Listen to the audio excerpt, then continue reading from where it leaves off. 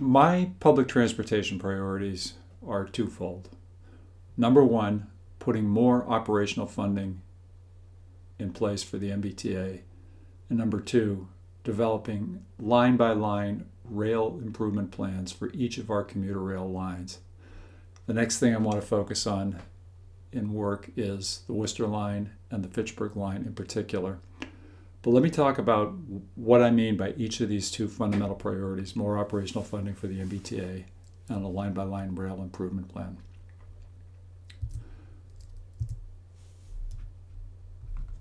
So the first thing to talk about is what the MBTA has been doing recently.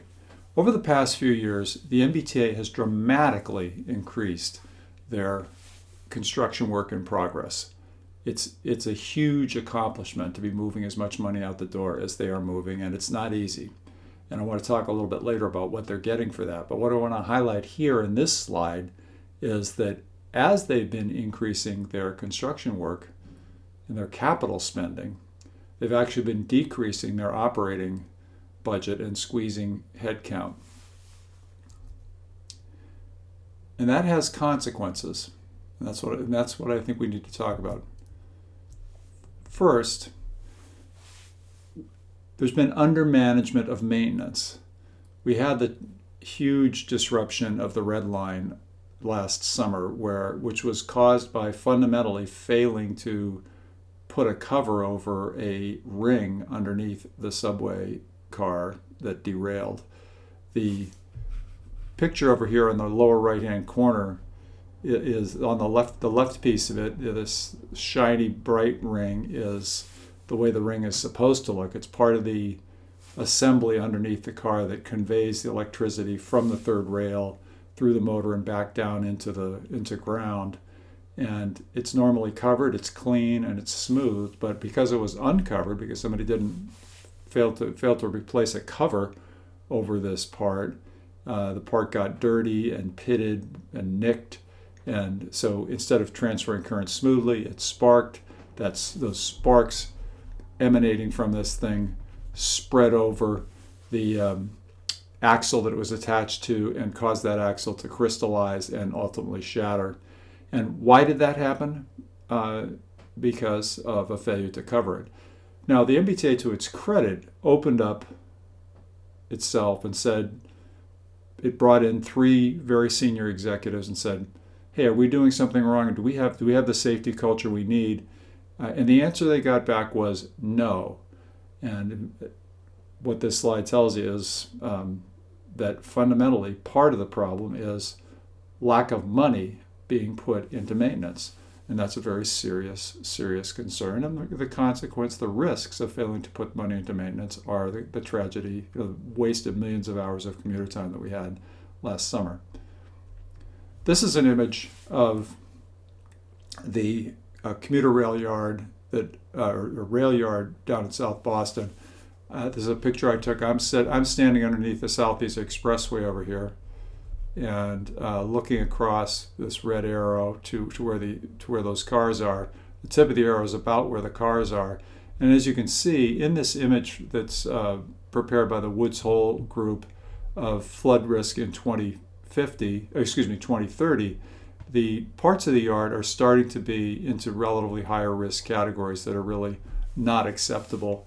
And I met with the MBTA a few years ago and said, when are you going to really have a plan for understanding at a micro level what each of your sea level rise exposures are? Where's the water going to come in? Where are you low enough to take it over the surface? Where's it going to come in through vent shafts? Where's it going to come in through drainage that's designed to go one way but might come in the other way? Those kinds of exposures, that was several years ago, and they indicated they were starting to move in that direction. But basically, I had the same meeting just a month or two ago, and what that tells me is that the staffing, their ability to retain people, and actually make progress on the critical issue of resiliency is not what it needs to be. I'm concerned about the volume of construction that's going on. When I'm close to projects, when I have enough information form any opinions. I do see red flags of delays and unanticipated delays in projects. I don't want to suggest that all these things are going badly.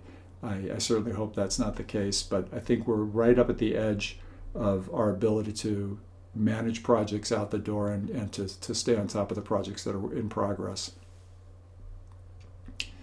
And what's clear is in the field there is undermanagement of operations, lack of the dynamic response. We see bus bunching problems.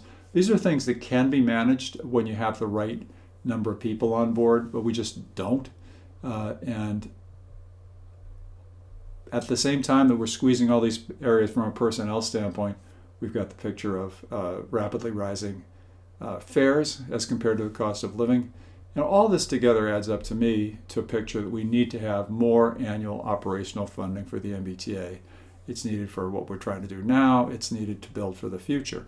One of the things that's not crystal clear on these slides is that but it comes from a lot of conversations, is that the MBTA just doesn't have the bandwidth to do much more than it's doing in the way of improvements. And if we want to accelerate the improvement process, especially in commuter rail, we need to have more depth in our planning area. No consensus yet on how much we need to move, and that's the conversation we're having right now, but I do believe we need to get there. Now I'm talking about, I said that the MBTA is spending a lot on its capital. It's making some good progress, and I want to highlight that because I think there's a lot of good news here. They're getting something for the money they're spending on the red line and the orange line. We've got the new cars coming in. Basically, in a few years, we're going to have a whole new subway system. New tracks, new signals, new power, new cars, and spiffed up stations.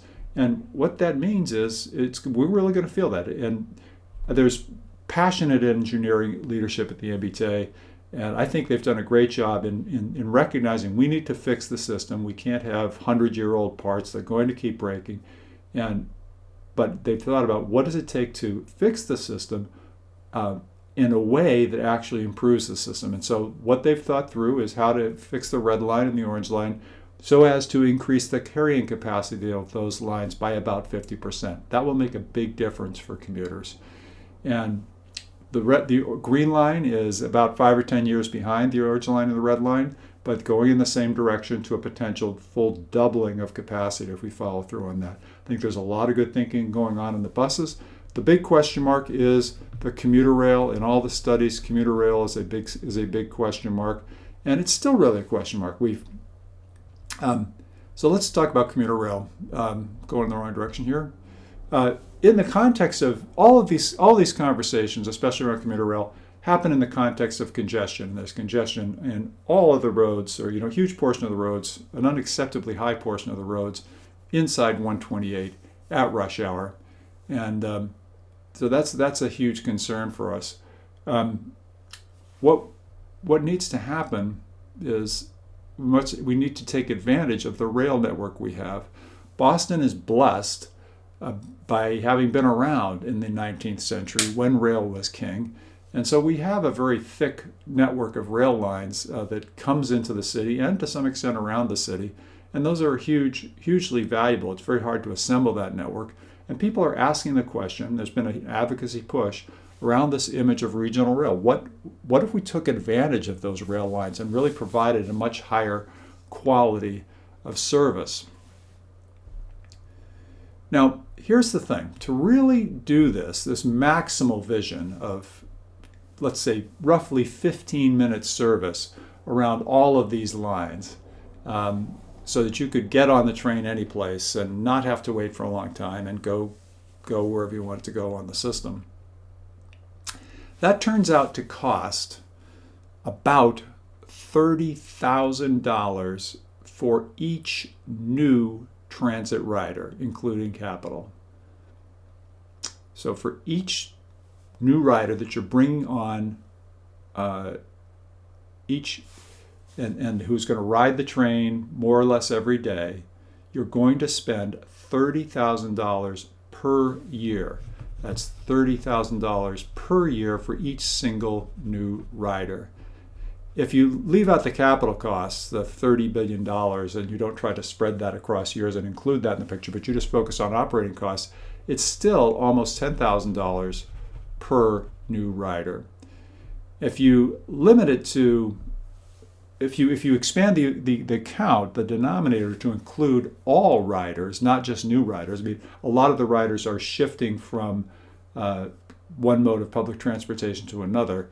But you look at all the riders on the new system, it's about $5,000 per year. And by the way, among the options considered, the largest option is the one that has the best ratios like this. So we're picking the one that's actually most favorable to the prospect of transformation.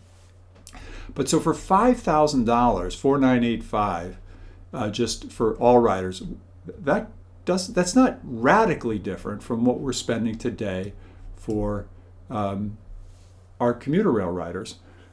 Each commuter rail rider, we are spending for a single individual who on a regular basis, daily basis, uses the commuter rail, we are spending approximately $2,000 to run the commuter rail system for that person. The fact that the riders coming onto the additional service, full transformation, all riders excluding capital, 4,985, that's about 150% more, 5,000 over 2,000, about 150% more. What that tells you is that the new service is going to be much less heavily used than the existing service. But now let's try to. So that's a concern I want to come back to. Take that note. How much bigger 4,985 is than 2,260. That's because the service is more lightly loaded. But now let's just put these numbers in perspective and look at the actual numbers for subway, Green Line, and bus. For each, the subway is exceptionally efficient, but for the Green Line, and that's excluding capital, by the way. If we load those capital numbers in, we're spending a couple billion on the subway system. Those numbers would change, but just look at the operating costs. For each daily bus rider, we're spending about $1,600. Now, that's a net number. Including that's net of revenue, and I want to think about what that means. It might sound like a lot of money, but what an old transit professional's transportation planner really said something to me a few years ago that really stuck in my mind. Here's this: a transit system is to a city as an elevator is to a skyscraper. The transit system is to the city as an elevator is to a skyscraper. You just can't run the city without it. You just can't run the skyscraper without it. So from an economic development standpoint, these numbers should be compared to the wages of the people who are doing the commuting, and this economic, if for each individual, let's say they're earning $60,000, $70,000, that economic activity, in order for that economic activity to happen, we have to spend that $1,600 or $1,200 or $2,000 a year for that person. So transit is expensive. It is essential.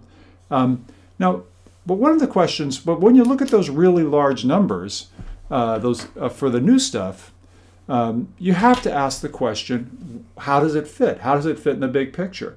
I mean, if it's $30,000 per new rider, we could just be buying them condominiums in the seaport. And so let's say you don't have to commute anymore. We're gonna put you up.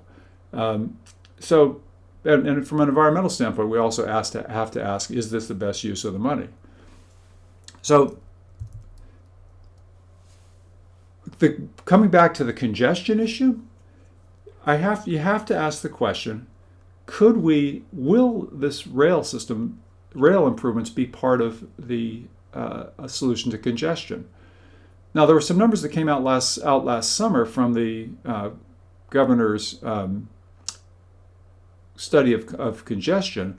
On the left-hand side, if you see this graph, this shows the 24/7 occupancy of the 24/7 volume of traffic on the Turnpike corridor. You have the Turnpike sitting right next to the Worcester line, and most of the traffic on a 24/7 basis is on the turnpike, not on the Worcester line. So even if you grew that substantially, the Worcester line substantially, you'd not make a dent in the total volume of traffic. But when you look at it at rush hour only, you get a very different number. The travel on the green slice is the rail line, and it's doing fully a third of the traffic on the corridor. So if you could grow the rail substantially, you would take a big bite out of congestion. So I think, and this is sort of a general statement, that at rush hour, when people are going at the same direction, in fact, transit is a big part of the solution today on, let's say, 30, 40, 50% on the major commuting avenues into Boston. And by increasing it, if we could increase it, it would make a big difference. So, but how do you put that together with the problem of that these options are so expensive? What you have to do is get underneath the numbers, and we have a overall global vision that looks extremely expensive, $30,000 per rider. But when you look at individual lines, what you realize is that some are much more cost effective than others. For each new train that you add, you get many more riders on some lines than on others. And so what we need to do is focus on the low-hanging fruit where there is the opportunity for significant increases in ridership. Now, one might be tempted to say, no, do it all right away because it's in the right direction of getting people out of cars, and that's what we want to do from an environmental standpoint.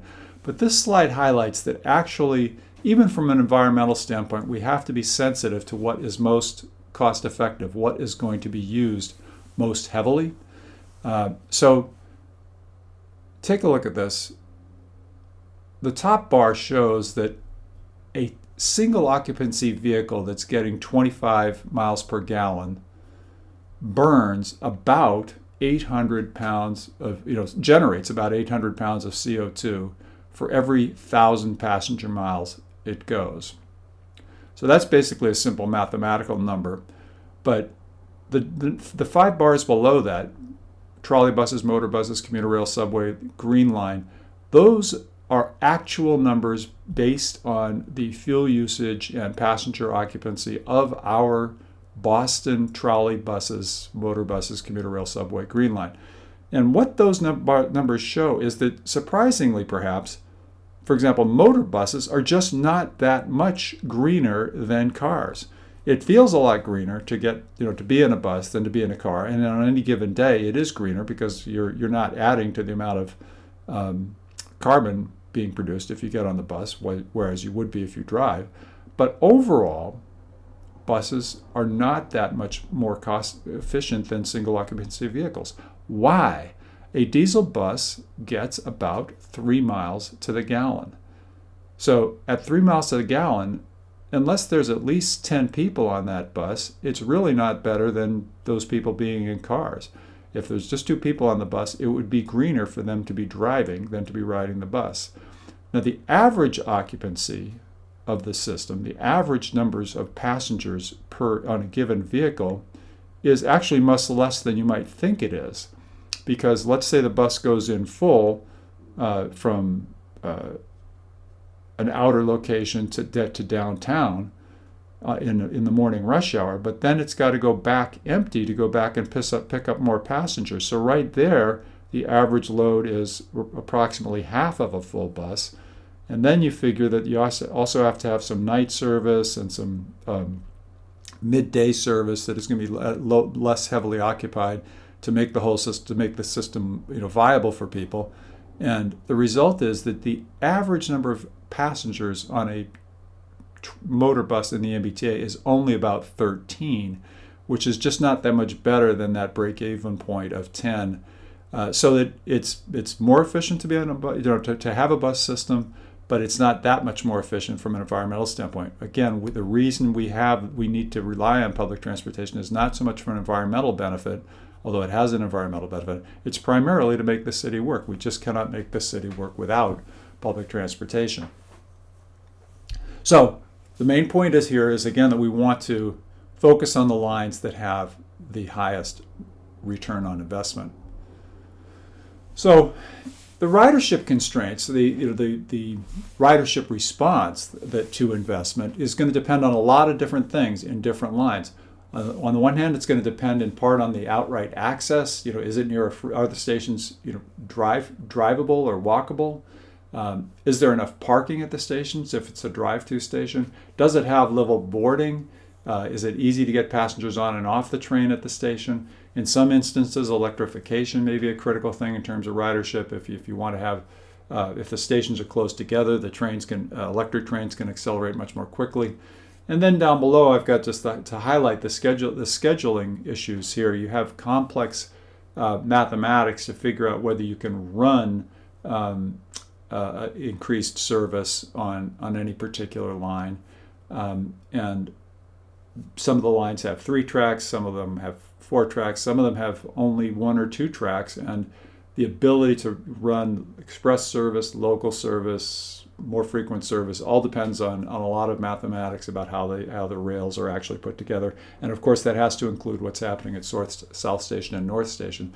So each of these lines is very different from each other. And the mixture of freight, by the way, is another dimension that might vary on these lines. You have freight traffic that can conflict and also limits the ability to change and make the system more efficient. So each line needs its own study, and we need to do that. Think about that study in 3 tiers in each case. We want to focus, first of all, on what we can do for our existing customers. What is required to make the system more reliable for our existing customers? That's bedrock. The next level of the conversation is what can we do how can we attract existing commuters? I've got people headed in town on the Mass Pike. They're right next to a train. They could be on that train. What does it take to get them on that train? Mode shift. That's what's going to reduce congestion. That's what's going to reduce our greenhouse gas emissions in a most immediate way. So after our existing customers, we want to focus on existing commuters. The last thing we want to think about, although it's sort of the biggest and most tempting thing to think about, is new commuters, new commuting patterns, people residing further away and commuting into the city on rail, people living in the city and commuting outbound on rail to job centers that don't exist yet. Can Brockton become the new Kendall Square if we had the right service going to Brockton that had now allowed it to be connected directly to Kendall Square so it could borrow some of the vibrancy of Kendall Square? Beautiful picture. We want to create the possibility of that in the long run, but we have to recognize that that's entirely dependent on a whole lot of other things happening, so that from we absolutely have to start with the low-hanging fruit, which is our existing customers and our existing commuters, and much of the things that we'll do for those on a given line for those top priorities will ultimately further the long-term priority of adding new commuters. So, long way to say, what we need is a line-by-line improvement plan that's focused on reliability first, mode shift second, and ultimately the development potential. So that's the summary of the presentation. That's where I'm focused now.